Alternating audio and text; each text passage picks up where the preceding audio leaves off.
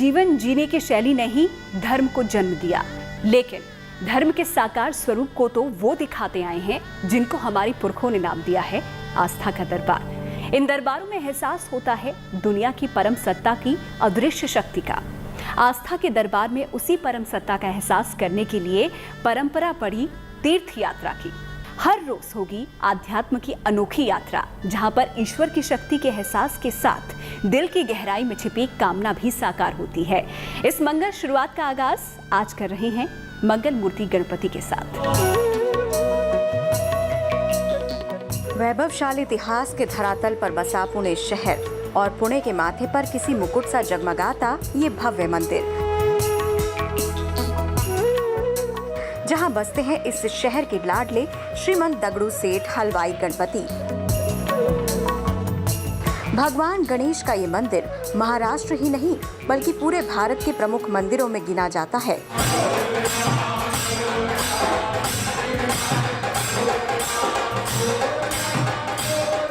दगड़ू सेठ में बहुत पावर है, इसमें कोई दो राय नहीं है। हम स्पेशली बॉम्बे से आते हैं और इनके आंखों में एक अजीब सा कशिश है जो हमको खींच के लाता है। मैं कम से कम 30 साल से आ रहा हूँ, जब भी पुणे आता हूँ कुछ भी हो जाए इधर दर्शन जरूर करने का। इनके बिना तो हमारी जिंदगी अधूरी है।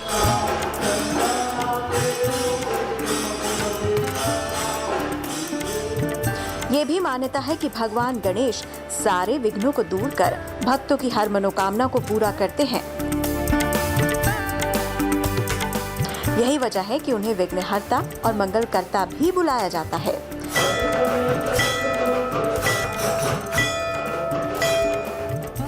दगड़ू सेठ गणपति का दरबार भी मनोकामनाओं को पूरा करने के लिए सारी दुनिया में विख्यात है। दगड़ू सेठ गणेश जी की स्थापना 127 साल हो गए अभी गणेश जी को, तो सभी प्रकार की इच्छा मनोरथ यहाँ पूरी हो जाती है और हर एक व्यक्ति का एक बार गणेश जी का दर्शन किया तो जो मन में है वो पूरा हो जाए, तो आस्था लोगों की बढ़ जाती है। 1968 में और गणेश जी का रूप सुंदर बनाया गया। प्रथम दगड़ू सेठ गणेश जी का जो मूर्ति था उसमें अनेकों प्रकार के कुछ बदलाव करके ये सर्वांग सुंदर गणेश जी की मूर्ति ये बनाई गई है।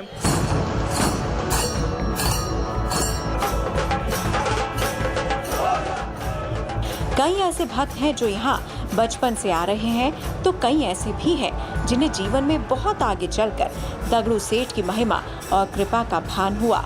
लेकिन ये जरूर है कि जो यहाँ एक बार आता है वो फिर बार बार आता है, और आए भी क्यों ना। गजानन का मनोहारी रूप है ही कुछ ऐसा जो एक बार देख ले देखता ही रह जाए। हम बचपन से इधर ही है, इधर रहते हैं। हमको बापा का बहुत अनुभव है। हम जो बोलते हैं वो हमारा सच होता है सब। मेरे हस्बैंड भी बीमार है, इसलिए मैं बोला था मन में नहीं कि ठीक हो, तो भगवान ने सब मेरी सुन ली।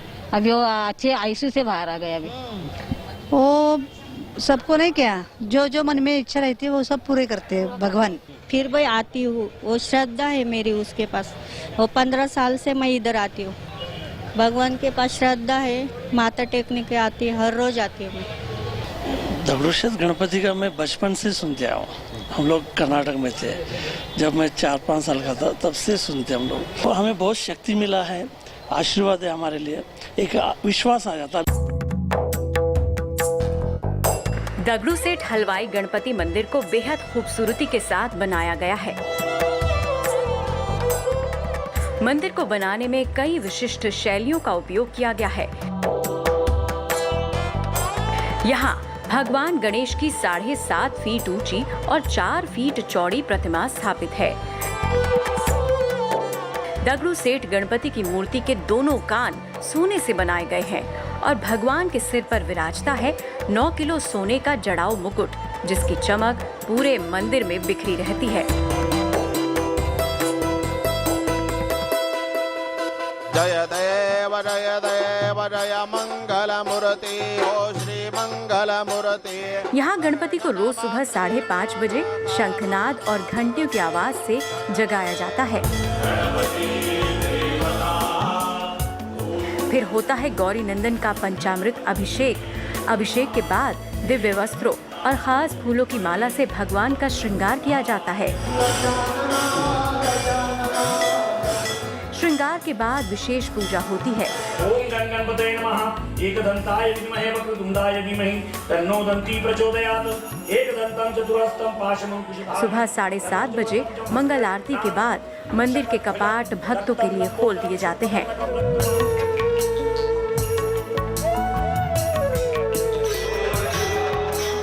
मंदिर में रोजाना 5 समय गणपति की आरती की जाती है और रोज हवन का आयोजन होता है। हर मंगलवार के दिन हवन के साथ गणपति को 1000 मोदक का विशेष भोग लगाया जाता है। जिसकी जैसी भावना रही उसने गणपति को वही नाम दे दिया। लेकिन दगड़ू सेठ हलवाई, आखिर भगवान का ये कैसा नाम? गौरी नंदन का ये नाम अक्सर हैरत में डाल देता है, लेकिन इस नाम से जुड़ी है वो खास वजह जिसने रखी पुणे में गणपति के वैभवशाली दरबार की नींव। इस नाम से जुड़ी है वो परंपरा भी जो कहानी कहती है उस सच्चे भक्त की जिसका नाम पहचान अपनाकर गणपति सदा सदा के लिए हो गए दगड़ू सेठ हलवाई गणपति और जमा लिया पुणे में बसेरा। दगड़ू सेठ गणपति की स्थापना का किस्सा देश की आजादी से भी कई साल पहले का है। दरअसल दगड़ू सेठ गढ़वे लिंगायत व्यापारी और हलवाई थे जो 1890 के दशक में सपरिवार कलकत्ता से आकर पुणे में बस गए थे। गुजरते वक्त के साथ पुणे में दगड़ू सेठ एक समृद्ध व्यापारी और नामचीन हलवाई बन गए।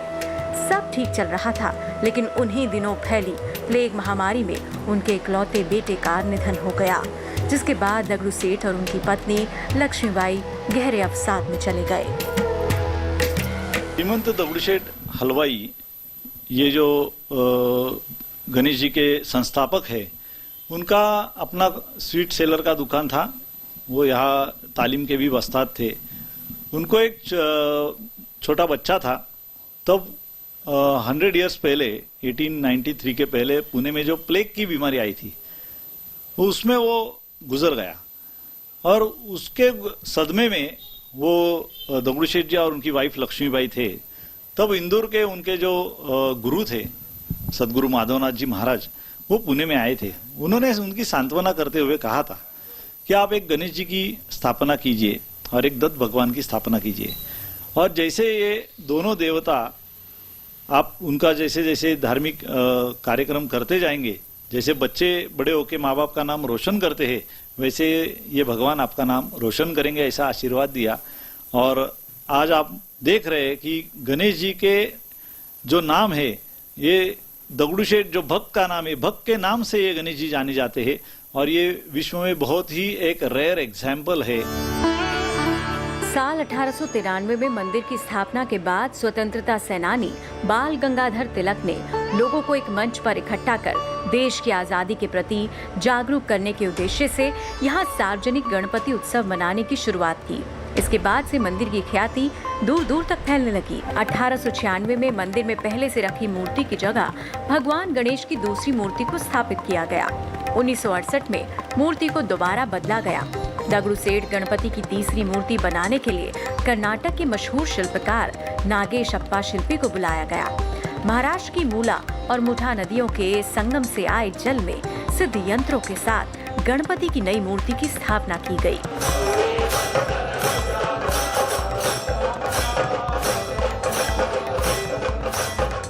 I am doing puja for last 50 years in this for Ganapati, and with these blessings we and our family are very blessed. आस्था जब विश्वास से जुड़ जाती है तो साकार हो जाती है, लेकिन मनोकामना का सच होना कैसा होता है देखना है तो आना होगा गणपति के इस दरबार में जिसे दुनिया दगड़ू सेठ हलवाई के नाम से पूछती आई है।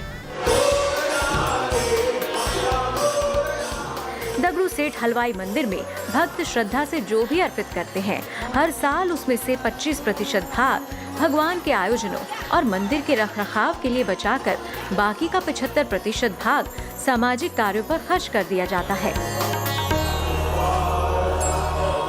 नॉर्मल टाइम्स में टोटल जो इनकमिंग नेट आता है ये करीबन 17-18 करोड़ का वार्षिक सालाना आता है, और दगड़ू सेठ का जो टर्नओवर है, वो जो एसेट्स पूरा सब मिला के ये करीबन 110 करोड़ का है, और ये सभी लोगों का है, और लोगों तक पहुंचाना यही हमारी जिम्मेदारी है। इस भावना से हम यहाँ काम करते हैं।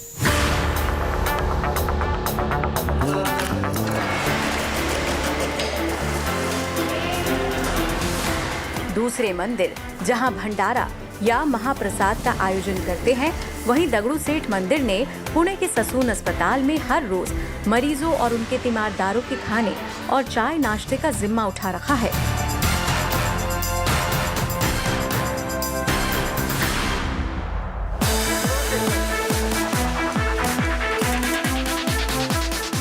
मंदिर ने 9 साल पहले इस सरकारी अस्पताल की कैंटीन की जिम्मेदारी उठाई थी। इस सिलसिले में सबसे पहले मशीनें लगाकर किचन को आधुनिक बनाया गया और पेंट्री के इंतजाम को चाक चौबंद किया गया।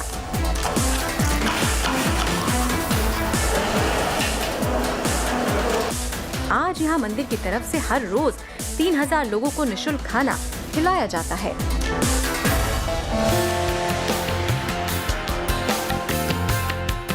लेकिन भक्तों पर दगड़ू सेठ की कृपा का सिलसिला बस यहीं खत्म नहीं होता।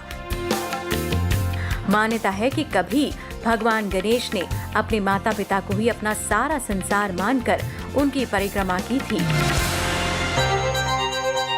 आज उन्हीं गणपति के मंदिर का ट्रस्ट पुणे में ये वृद्धाश्रम चलाता है, जहां शहर के कई बुजुर्ग बेहद शांति और सम्मान के साथ अपना जीवन बिता रहे हैं। अच्छा, दगड़ू सेठ का जो ट्रस्ट का पैसा जो भी आता है वो अच्छे काम के लिए और दूसरों की सहायता के लिए किया जाता है, और उनका जो काम है बहुत ही अच्छा है, एफिशिएंट है, और वो हर एक इंसान की वो लुक आफ्टर करते हैं। मंदिर की ओर से साल 2003 से चलाए जा रहे इस वृद्धाश्रम में ये खास ख्याल रखा गया है कि अपनों से दूर रह रहे बुजुर्गों को यहाँ किसी तरह की तकलीफ ना हो। श्रीमंत दगड़ू सेठ बोलते हैं ना, सच्ची श्रीमंत है। ये वृद्धाश्रम चलाते हैं, ये बहुत बड़ा काम है, इसमें उनका बहुत सहयोग है, तो उनके लिए हमारा प्रणाम। वृद्धाश्रम के जरिए यदि दगड़ू सेठ एक अच्छे अतीत को पीछे छोड़ आए भक्तों की जिंदगी संवार रहे हैं, तो वहीं इस ITI संस्थान को चलाकर देश के वर्तमान को सुनहरे भविष्य का रास्ता भी दिखा रहे हैं। हमें जैसे ने के गरीब बच्चे लोग, उनके लिए ने के दगड़ू सेठ मंडल ने क्या हमारे लिए जो कॉलेज खोला है, और सर कम पैसे में है और फीस का कम है। बाहर जहाँ पे डोनेशन लेते तो यहाँ पे डोनेशन वगैरह नहीं लेते, और हमको ने क्या तुरंत एडमिशन मिल गया यहाँ पर। मंदिर की ओर से चलाए जा रहे इस ITI संस्थान में गरीब छात्रों को न केवल बेहद मामूली फीस लेकर बेहतरीन ट्रेनिंग दी जाती है, बल्कि ट्रेनिंग के बाद उन्हें करियर बनाने का रास्ता भी दिखाया जाता है। श्रीमंत दगड़ू सेठ गणपति ट्रस्ट, ये जो संस्था ITI चला रही है, इसका फायदा बहुत से बच्चों को हो चुका है। जैसे कि बच्चे अपने पैर पे खड़ा रह के अपना खुद का बिजनेस या तो किसी कंपनी में नौकरी भी कर सकती है। इन संस्थानों के अलावा भी दगड़ू सेठ गणपति मंदिर और ना जाने कितने सामाजिक कार्यों में अपना योगदान देता है। मंदिर की ओर से 10 एम्बुलेंस मरीजों को निःशुल्क ट्रांसपोर्ट सेवा देती है। प्रतिदिन 2 टैंकर आसपास के ग्रामीण क्षेत्रों में लगभग 1 लाख लीटर पानी की सप्लाई करते हैं। इसके अलावा मंदिर ने 550 बच्चों की शिक्षा की जिम्मेदारी भी ले रखी है। कोरोना काल में मंदिर के कपाट बंद होने से चढ़ावा आना तो कम हुआ, लेकिन मंदिर की ओर से की जाने वाली समाज सेवा का काम अब भी बदस्तूर जारी है।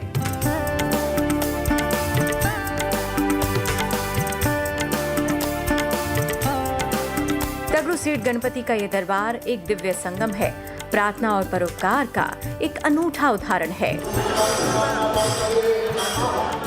भगवान और भक्तों के बीच के अद्भुत रिश्ते का, जहां भक्त अगर भगवान पर बारी जाते हैं तो भगवान भी भक्तों पर बलिहारी है।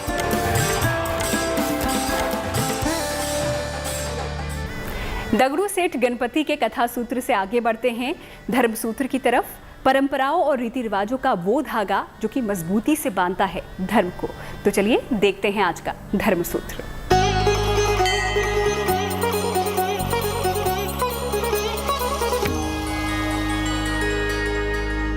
आंगन में तुलसी लगाने की परंपरा एक बहुत ही वैज्ञानिक परंपरा है। आप सभी जानते हैं कि तुलसी जो पौधा है तुलसी जो पौधा है उसमें एक अलग प्रकार की सकारात्मक ऊर्जा होती है और वह एक आंगन में लगाने से क्या होता है कि वह मध्य में जो ब्रह्म स्थान होता है, जो हमारा जो भी पिंड होता है अर्थात जो हमारा भवन का जो मुख्य स्थान होता है जिसको हम आंगन कहते हैं, वो मध्य होता है और उसमें लगाने से क्या होता है कि वह जो सकारात्मक ऊर्जा है वो हमारे सभी कमरों में और पूरे एरिया को प्राप्त कराता है और हमें एक सही दृष्टि को देने वाला होता है, क्योंकि सकारात्मक ऊर्जा रहने से होता क्या है कि हम अच्छी चीज़ें सोचते हैं और अच्छी प्रकार से हम अपने काम को करते हैं। और नेगेटिव ऊर्जा आएगी तो हम नेगेटिव थिंकिंग हो जाएगी, नकारात्मक सोच हो जाएगा और वैसे ही हम अपने काम को करते हैं। तो तुलसी लगाने से एक सकारात्मक ऊर्जा का प्रभाव होता है जिसको आज के वैज्ञानिक भी मानने लगे हैं और विशेषकर वास्तुविद भी इस चीज़ को सुझाव देते हैं कि आपका वास्तु के क्रम में अगर आपका घर या आपका स्थान किसी प्रकार से गड़बड़ है तो वहाँ पर आप तुलसी का वृक्ष स्थापित करें।